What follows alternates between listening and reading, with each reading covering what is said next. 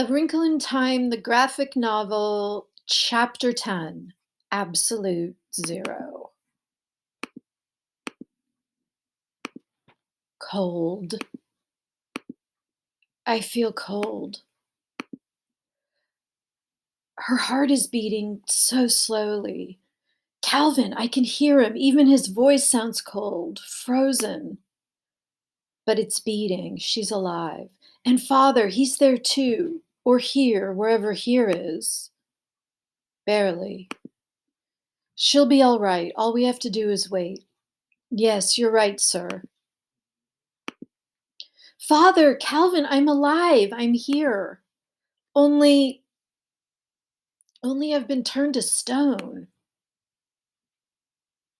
At least you got her away from it. You got us both away, and it's so much more powerful. And how did we stay out, sir? How did we manage as long as we did? Because it's completely unused to being refused. That's the only reason I could keep from being absorbed too.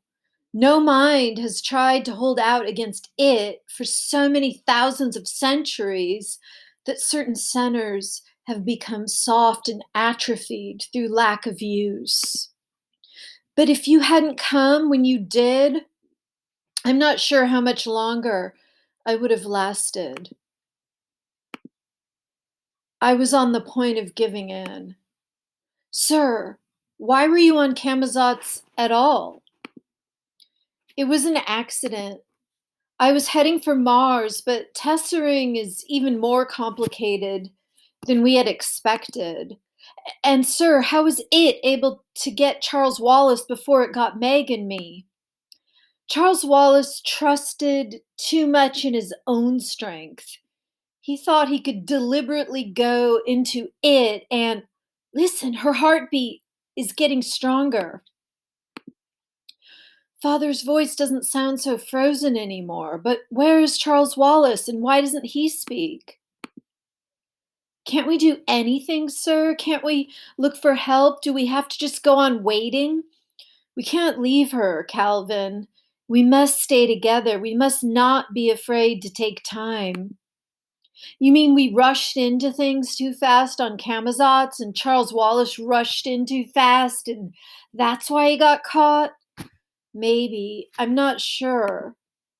Time is different on Camazotz, anyhow. Our time, inadequate though it is at least straightforward. It may not be fully one dimensional, but it can't move back and forth on its line, only ahead, but at least it's consistent in its direction. Time on Camazotz seems to be inverted, turned in on itself. I have no idea whether I was imprisoned in that column for centuries or only for minutes. I think I feel a pulse in her wrist now, but I can't feel you touching my wrist. I can't feel my wrist at all. About your project, sir, were you on it alone? Oh no, there were half a dozen of us working on it. And did you come to Camazotz alone, or were there others with you? I came alone. There was no way to try it out with rats or monkeys or dogs, and we had no idea whether it would really work or whether it would be complete bodily disintegration. Playing with time and space is a dangerous game. But why you, sir? I wasn't the first. We drew straws, and I was second. What happened to the first man? We don't look. Did her eyelids move? No, it was only a shadow. But I did blink. I'm sure I did. And I can hear you. Do something. We drew straws, and I was second. We saw Hank go. He vanished right in front of us. We waited a year for his return, for a message, but nothing.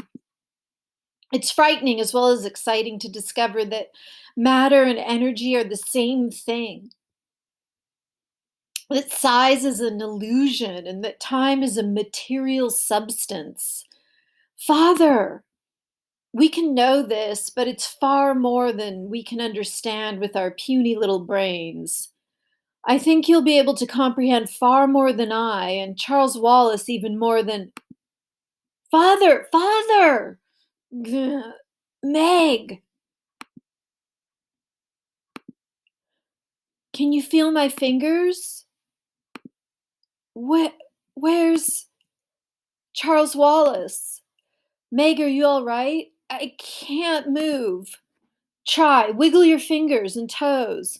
We were knocked out for a minute too. Don't get panicky, you'll be all right. Where's Charles Wallace? Why am I so cold? Where are we? I don't know, Meg. I don't tesser very well. We must have overshot, but we're not on Camazotz. But I don't know where we are. I think you're so cold because we went through the black thing. I thought for a moment it was going to tear you away from me. Is this a dark planet? I don't think so, but I know so little about anything that I can't be sure. You shouldn't have tried to tesser then. It was the only thing to do. At least it got us off Camazotz. But why did we go without Charles Wallace? Did we just leave him there? No, Meg, we didn't just leave him. If your father had tried to yank Charles away when he tessered us, and if it had kept grabbing hold of Charles, it might have been too much for him and we'd have lost him forever. And we had to do something right then. Why? It was taking us. You and I were slipping, and if your father had gone on trying to help us, he wouldn't have been able to hold out either. You told him to tesser? There isn't any question of blame.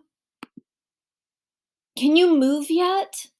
No, and you'd better take me back to Camazotz and Charles Wallace now. You're supposed to be able to help. You don't even know where we are. We'll never see Mother and the twins again. We don't know where Earth is or even where Camazotz is. We're lost in space. What are we going to do? What are you going to do? Rub, rub.